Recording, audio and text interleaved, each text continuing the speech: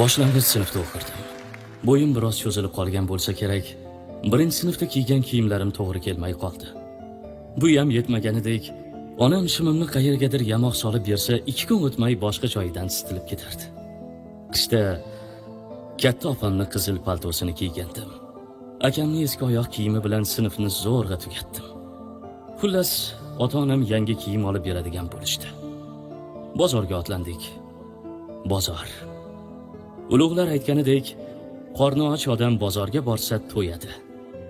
Yemasa ham to'yadi. Jilla qursa, bozor ko'rib yurgan odamni ko'zi to'q bo'ladi. Otam bilan kiyim-kechak sotiladigan tomonni qariyb yarim kun aylandik. Har bir xaridor yonidan uzoqlasharkanmiz, otam taassuf bilan bosh chayqardi. Ko'zimga qaramaslikka urinardi. Xullas, menga to'g'ri keladigan kiyim topildi. Qizig'i, otam olib bergan shim va ko'ylak, oyoq kiyim ham ancha katta keldi. Otam, "Ay 2-3 yil bemalol kiyasan" deb qo'ydi. O'zimda yo'q xursand bo'ldim. Erta-indin maktabga borib, sinfdoshlarimga maqtanishni dilimga tugib qo'ydim. Kiyim bozoridan chiqarkanmiz, dimog'imga gup etib taomlarni hidi urildi. Ayniqsa, kabob ko'zimga olovdek ko'rindi. "Shashlik olib bering." Otamning nigohini qo'ra tomonga burmoqchi bo'ldim. "Qarang ota, menga ham olib bering, och qoldim." Bu so'zni hech bir ota ko'tara olmaydi nazarimda. Juda og'ir gap qilgandim. Otamning bir qo'lida meni yangi kiyimlarim, ikkinchi qo'li esa cho'ntagida edi. Nimalarnidir chamaladi shekilli, beixtiyor tamaddixona tomonga burildi. "Qani yur o'g'lim, bir seni shashlikka to'ydiray."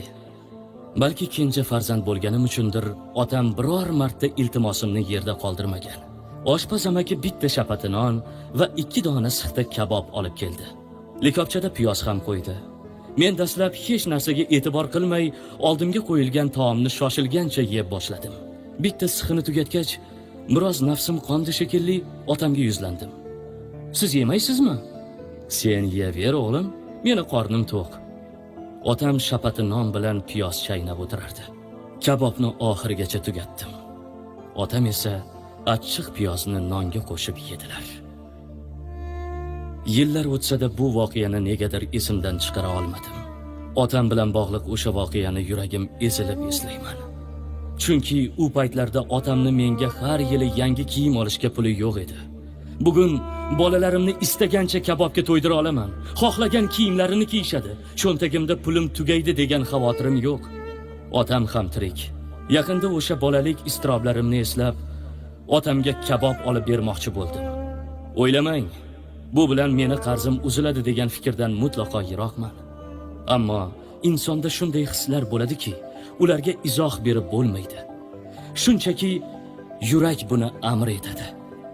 Zamonaviy restoranda otam ikkimiz o'tirdik. Dasturxonni 3-4 xil kabob bilan to'ldirdim. Eng noyob taomlarga buyurtma berdim. Otam bitta sixini qo'liga oldida ancha vaqt tikilib qoldi. Bir chimdim yegan bo'ldi. O'zimcha o'yladim. Otam ham o'sha voqeani eslayotganmikin? "Avoling ota?" "Bolam, bularingni yeyishga tishim yo'qda. Undan ko'ra achchiqqina ko'k choy aytsang-chi." Yuragim uzilib ketdi. Otam o'shanda ham achchiqqina piyoz bilan qorin to'yg'azardi.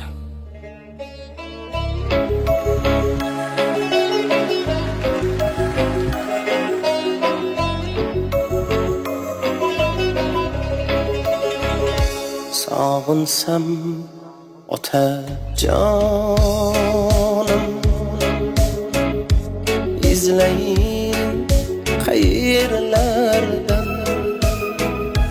Sog'insam Nurjahonim, izlayin qayerlardan. Hovlimiz sahnasida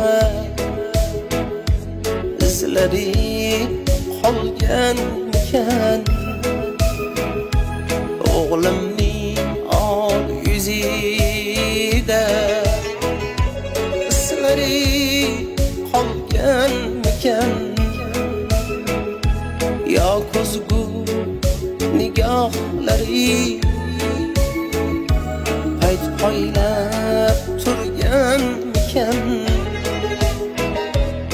sog'insam otajonim,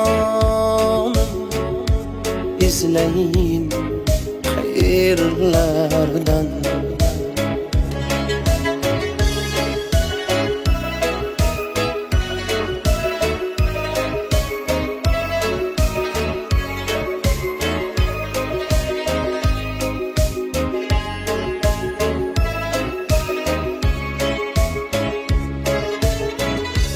Dasturxon yozilganda ne'matlar ekladi, termulib o'tiraman, yuragim eziladi. Ko'ray deb anorlar ham chokidan so'kiladi. Sog'insam otajonim, izlayin qayerlardan.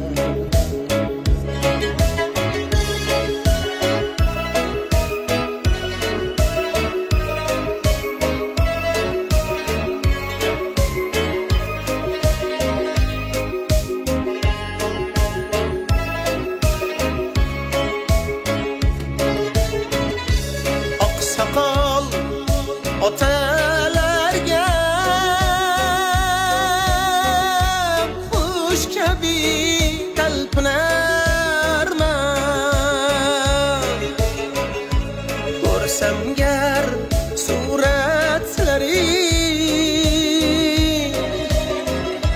suv kabi qalqinarman. Yig'lamay yashaymanu, ammo ki sog'inarman. Sog'insam otajonim, izlayin qayerlardan. Sog'insam Nurjahonim, izlayin qayerlardan.